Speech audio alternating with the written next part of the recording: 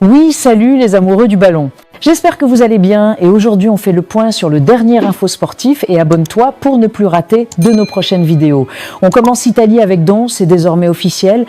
Luciano Spalletti a accepté de devenir le nouvel entraîneur de la Juventus.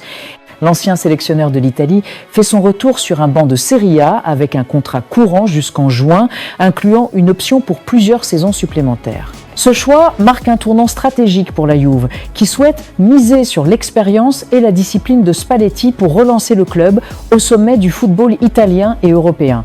Affaire à suivre de très près. Et maintenant en France, Didier Deschamps s'apprête à convoquer Ousmane Dembélé et Désiré Doué pour le prochain rassemblement de l'équipe de France. Ce retour de Dembélé en grande forme avec le PSG confirme la confiance que lui accorde encore le sélectionneur.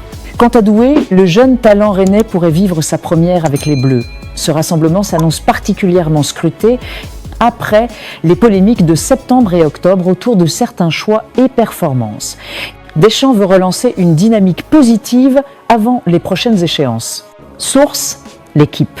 Et de l'autre côté, le PSG s'active en coulisses. Le club parisien vise le jeune talent de la Masia, Juan Hernandez, milieu offensif espagnol très prometteur, sous contrat avec le Barça jusqu'en 2026. Le joueur dispose d'une clause libératoire fixée à 6 millions d'euros, mais les négociations pour prolonger son contrat piétinent. Une situation dont Luis Enrique, très attentif aux jeunes du Barça, compte bien profiter cet été pour l'attirer à Paris gratuitement. Le PSG est prêt à faire une belle offre pour convaincre le joueur de rejoindre la capitale dès que l'occasion se présentera. En parallèle, Beraldo envisage toujours un départ cet hiver. Le défenseur brésilien est frustré par son temps de jeu au PSG et pourrait quitter le club dès le mercato hivernal. Deux dossiers chauds à suivre dans les prochaines semaines du côté du Parc des Princes.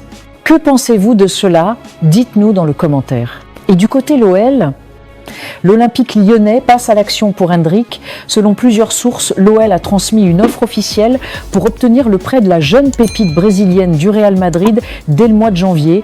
Le club lyonnais a déjà entamé des discussions concrètes avec l'entourage du joueur et a présenté son projet sportif à Endrick, dans l'espoir de le convaincre de venir s'aguerrir en Ligue 1. Bien que le Real Madrid reste prudent, toutes les options sont encore ouvertes. L'idée d'un prêt sans option d'achat est privilégiée pour permettre à Endrick d'engranger du temps de jeu avant son intégration définitive en Espagne. Une décision finale devrait être prise le mois prochain. Que pensez-vous de cela? Dites-nous dans le commentaire. Et de l'autre côté, David Alaba vers la MLS? Deux clubs américains sont passés à l'action. Charlotte FC et New York City FC ont chacun formulé une offre de 1,75 million d'euros pour recruter le défenseur autrichien du Real Madrid dès janvier. Alaba perçoit actuellement un salaire colossal de 2,5 millions d'euros par saison, un poids que le Real Madrid souhaite alléger rapidement. Le club est donc ouvert à un départ, notamment si un accord peut être trouvé avec le joueur. Si les conditions salariales sont ajustées, un transfert pourrait se conclure très prochainement. Un départ inattendu mais stratégique qui pourrait faire du bruit dès l'ouverture du mercato. Et de l'autre côté, Vinicius Junior sort du silence après le Classico. Sur son compte X, l'ailier brésilien a présenté ses excuses aux supporters du Real Madrid pour sa réaction lors de son remplacement face au Barça. Il a également demandé pardon à ses coéquipiers, au club et au président, expliquant que sa passion et son envie de gagner l'ont poussé à réagir de manière excessive. Vini affirme que son caractère compétitif vient de l'amour qu'il porte au Real Madrid et promet de continuer à tout donner pour le club. Un geste d'apaisement fort, salué par une grande partie du vestiaire et des fans. Que pensez-vous de cela? Dites-nous dans le commentaire. Et du côté Barcelone, coup dur pour le FC Barcelone. Selon les infos du diary Ara, Pedri est une nouvelle fois blessé. Le milieu espagnol, qui enchaîne les pépins physiques depuis plusieurs saisons, va manquer les prochains matchs du Barça. Les premières indications ne sont pas encourageantes. Sa participation avant la trêve internationale est très compromise. Une absence qui tombe mal, surtout pour Hansi Flick, déjà privé de plusieurs cadres. Il sera absent pendant 4 à 5 semaines, mais le staff médical est inquiet. Pedri devait être l'un des piliers du nouveau projet et le voilà encore freiné. Le Barça espère un retour rapide, mais ne prendra aucun risque avec son joyau, à suivre dans les prochains jours. Et de l'autre côté, Le FC Barcelone prépare déjà la saison prochaine et cible un nouveau numéro 9. Avec l'avenir de Robert Lewandowski toujours incertain, le club catalan explore plusieurs pistes et Victor Osimhen figure bien parmi les joueurs suivis. Selon Radio Sport, aucune négociation ou contact n'a encore été engagé, mais le profil de l'attaquant nigérian plaît beaucoup à la direction Blaugrana. Avant d'aller plus loin, le Barça veut d'abord clarifier la situation de Lewandowski qui pourrait quitter le club en fin de saison. Un dossier chaud à surveiller de près lors du prochain mercato. Que pensez-vous de cela? Dites-nous dans le commentaire. Et toujours à Barcelone, le FC Barcelone et Jorge Mendes veulent désormais encadrer de près la communication de Lamine Yamal.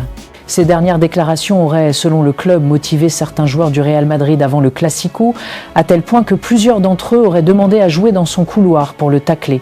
Le Barça souhaite éviter à l'avenir ce type de polémique et surtout protéger la vie privée du jeune crack, trop exposé ces derniers mois.